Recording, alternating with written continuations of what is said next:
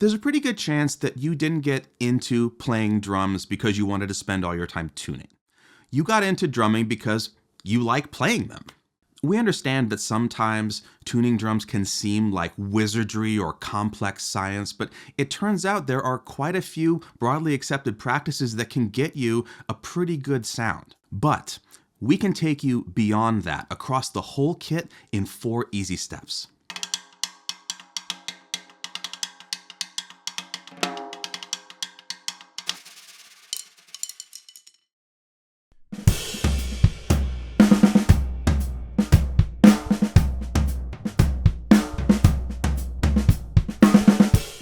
If you've seen any of our videos before, you know that we're really passionate about nerding out on drum sounds and tuning and seeing what we can get out of these instruments. Sometimes to a fault, we go pretty deep, but today this is going to be a different kind of video. We feel like we've left a few of you out there stranded, so we want to step away from going that deep and look at the specific jumping off points that can take you from a good enough sound to something of a higher level. Some of these accepted approaches we're talking about include getting a great snare sound by cranking the snare side head tabletop tight as it'll go.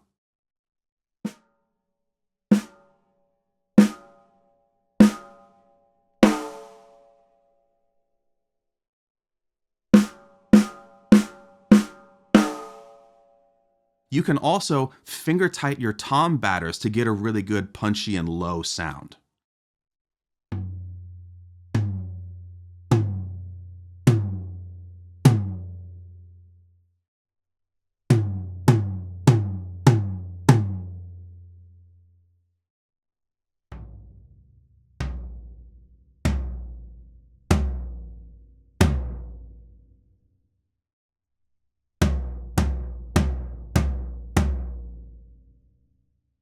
You can also toss a pillow inside your bass drum and then just tune the batter and the resonant head finger tight and you're good to go.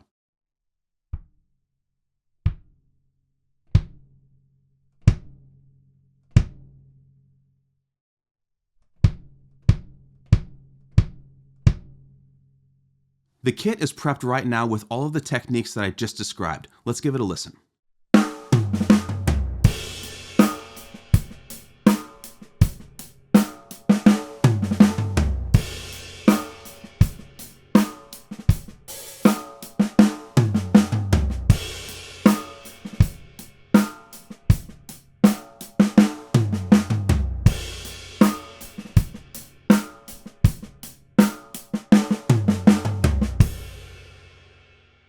So what's wrong with this? Well, the short answer is nothing's wrong with it. It sounds pretty good. But how do we get from pretty good closer to awesome? It turns out it's a much shorter leap than you think, so stick with us because I guarantee it's going to be worth it. Let's begin with the snare drum. It's sounding a bit thin and choked, and there are some pretty abrasive overtones that might make us reach for muffling to get rid of those as much as we possibly can. We actually don't need to retune this whole drum or add any muffling to alleviate the things that are frustrating us right now. By releasing a little bit of tension on the tension rods right next to the snare wires on the snare side head, we can open up the sound of the drum, getting better dynamic response across everything and also alleviating some of those overtones that are irritating. If you are a player who swears by the cranked snare side head, this is for you. We're not telling you not to do that. This is just a small adjustment you can make to start to see what's possible if you adjust little parts of that snare side head. Check this out. We're going to go from what you just heard to the sound after I made those adjustments.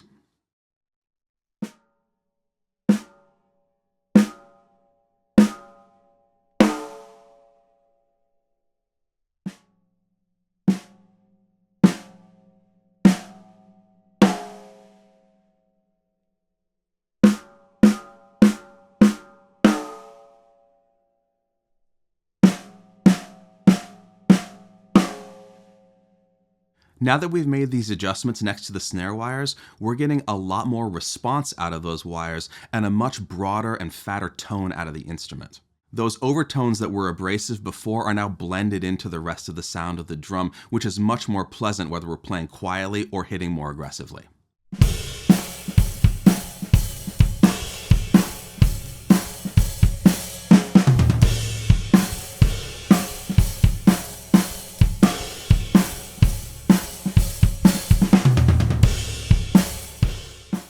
This head is still quite cranked. We only adjusted those tension rods next to the wires, and we invite you to still tune it exactly like you like, but make small adjustments and see if the results really speak to you.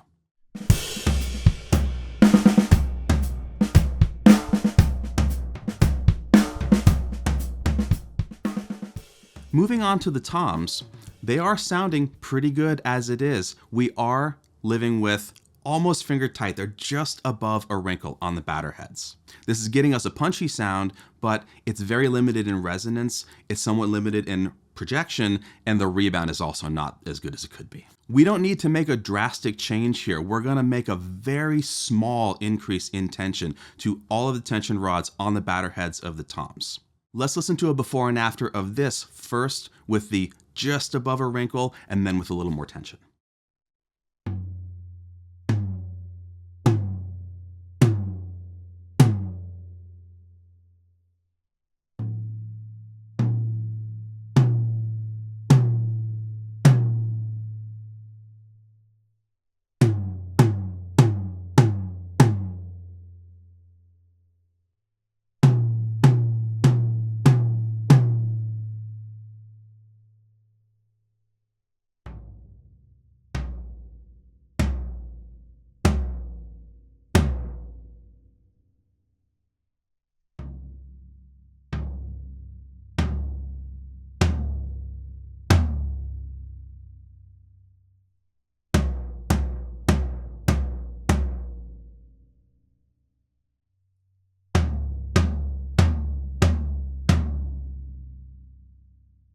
At this point, I'm getting a lot more volume out of the toms at a given dynamic, in addition to them feeling better and making a lot more tone right here for me at the kit. It's easy to think that to make an adjustment to these instruments that matters, we have to really change them a lot, but it turns out that very small increments can get us a fantastic result and still keep us close to the sound we liked.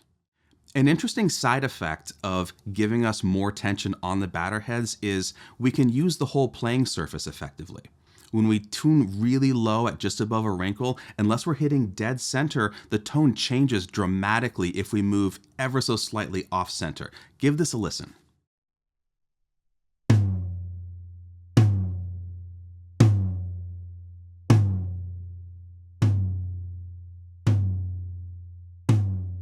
In addition to the tone changing when I moved off center, I also lost a lot of volume in spite of hitting with the same velocity.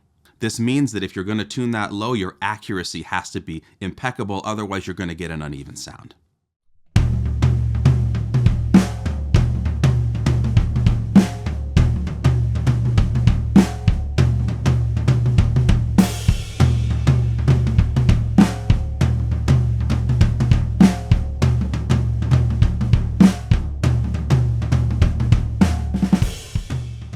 Let's move on to the bass drum. As we said earlier, we are doing finger tight on both the batter and the reso, and we have a pretty big pillow tossed inside. Let's see what it sounds like.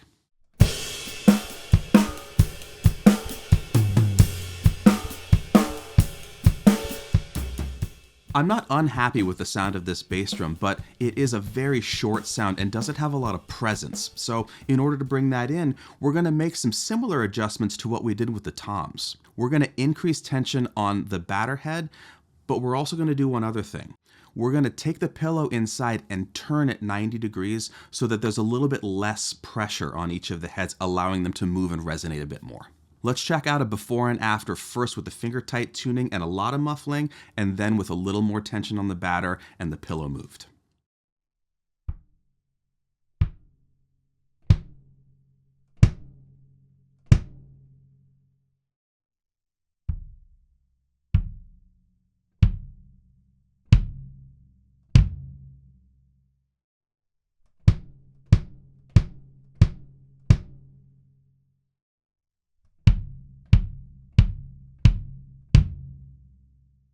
The adjustments that we made to the tuning on this drum were minuscule, very, very small, but they added just enough tension to the batter head that it can deal with the energy of the strike, especially at lower dynamics, but also when we're hitting it very hard. What is even more noticeable on the bass drum than was on the toms is that with this added tension, I can play faster. There is more rebound coming off of that batter head, and I can utilize that for any playing style. Additionally, by twisting that pillow around so that it is still touching both heads but much more gently, we get tone at lower dynamics, and we also get power at more aggressive dynamics. This turns the bass drum into an instrument that we can play throughout the range rather than a single sound that pretty much behaves the same no matter how we hit it. Let's go ahead and hear some more of the full kit now that we've made adjustments to all the drums.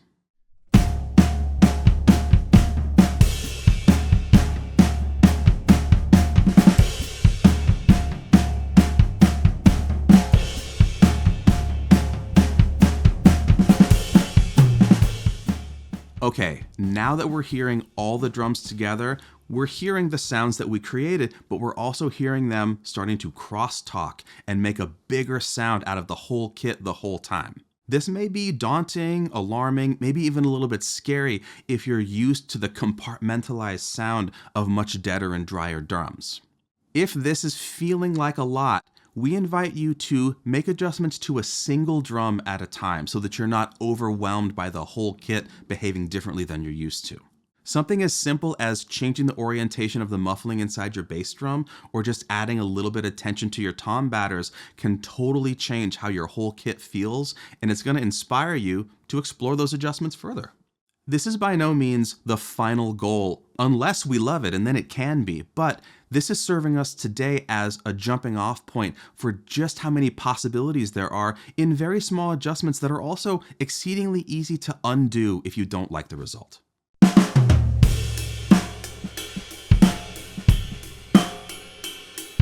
It's true, tuning can be really frustrating. It can take a lot of time to get the experience necessary to get the results that you want.